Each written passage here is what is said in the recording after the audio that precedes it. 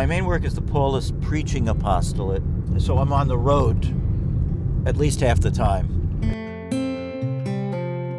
Music is my passion, and I love the whole image of the Holy Spirit as the inner music of the soul. My favorite type of music is folk rock. I'm a Bob Dylan groupie. My ministry as a missionary of mercy confirms what I've been doing all my life, ministering to the poor, ministering with mercy, but also with a kind of an official commission from Pope Francis himself. I brought with me the photograph of the Good Friday service commemorating the 50th anniversary of the assassination of Dr. Martin Luther King Jr. Pope Francis is a big fan of Martin Luther King Jr., so it was a kind of a nice connection. I've always worked with the poor, and that's why I have asked to have an office here at Catholic Charities of Central Texas. I like especially the opportunity to do counseling, pastoral counseling, and spiritual direction, and help, especially with the Gabriel Project. This is Angelica Reyes, good friend and collaborator. Angelica, tell us a little bit about the Gabriel Project. The mission of the St. Gabriel's Pregnancy and Parenting Program is to work with expectant mothers and with families who have children under 36 months of age, and just really building that healthy foundation early on with teaching parenting classes, doing case management to help and walk with mothers and families through their journey of parenting. It's very important to see this connection, too, between the pro-life work of the Church, like Gabriel Project, and the rest of Catholic social teaching, because sometimes we make a division politically, sadly, between pro-life and pro-poor. And as Catholics, we're supposed to be both.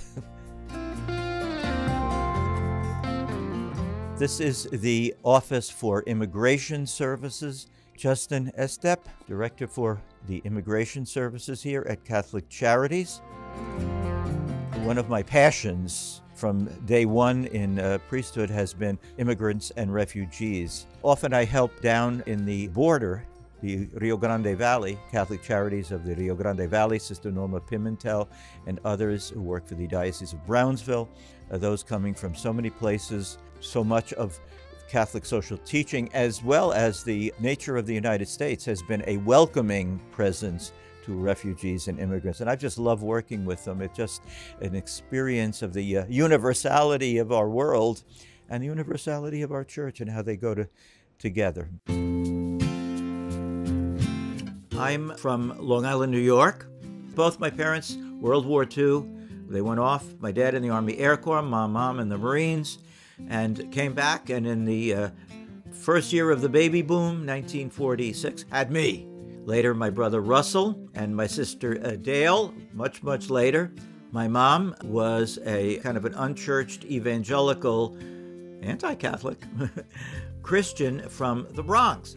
Anyway, they met in Merrick, Long Island, and got married. First home with a TV set. And we would have everybody from Jehovah's Witnesses to our Jewish neighbors to Catholics and Protestants and non-believers. I've always loved diversity, and I think it started in our own family. We welcomed everybody into our home.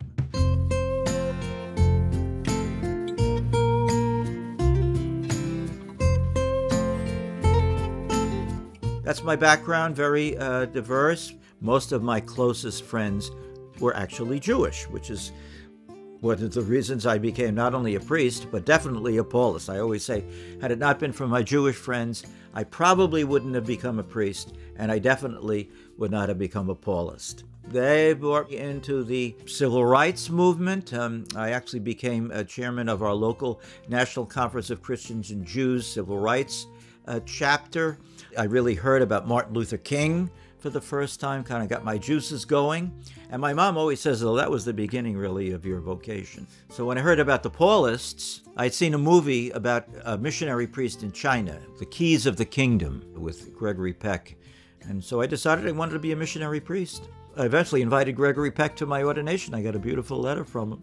but a missionary not in China so much, but in the United States. And shortly after, seeing an article in the TV Guide about Father Elwood Kaiser, you know, the Hollywood priest who works with non-Catholics as a Paulist. That's how I found out about the Paulist, through the TV Guide. So here I am. Now, I have to say, there was a little bit of a very creative detour. My parents knew a Franciscan priest pretty well, young priest. So actually, the first seminary experience was a beautiful, positive experience of the Franciscans. Now, why is that important? Because it left with me a love of the poor. That Franciscan influence has been very strong. However, the Paulist influence, that won out. So I went to the Paulist second year.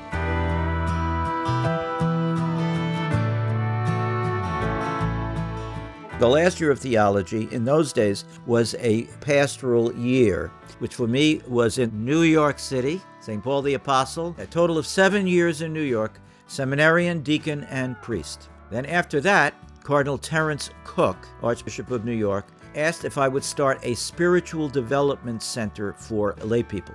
So I did that for 4 years. And then Father John Duffy and I, Brother Paulist, he and I started a ministry in Texas for the Archdiocese of Galveston-Houston, an evangelization experience of small communities.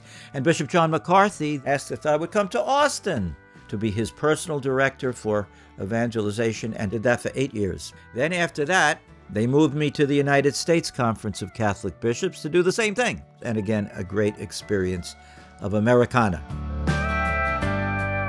And so I went from there to Memphis, Tennessee, where they needed a priest to work with the poor. And a wonderful, wonderful experience, again with the Latinos, and in a very special way with the African Americans. That was almost 16 years. Then came back to Austin, and very, very happy since 2013.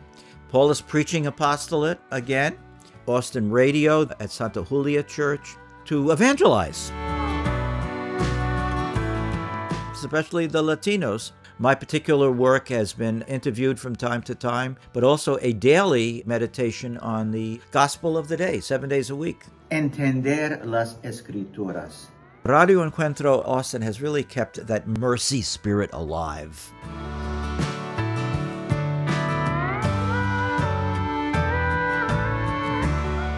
Also, as we speak, and from where we speak, Mary House Catholic Worker. A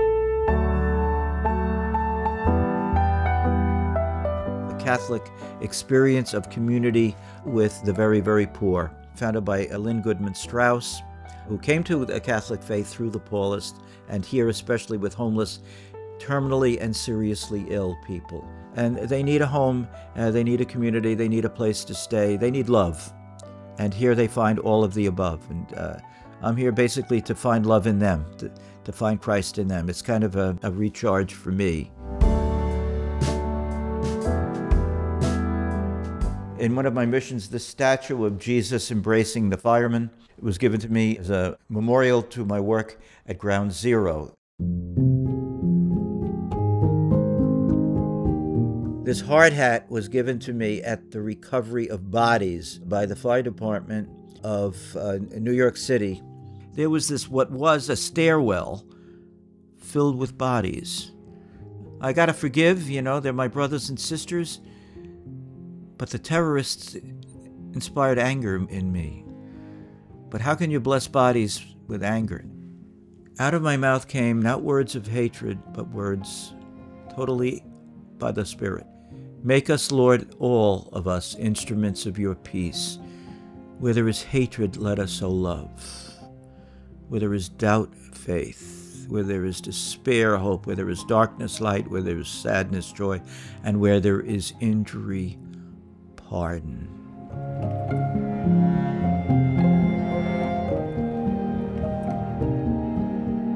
I may say I'm a closet Franciscan, but really Paulist to the core, and especially the example of Isaac Hecker and his love of the Holy Spirit has really permeated my vocation.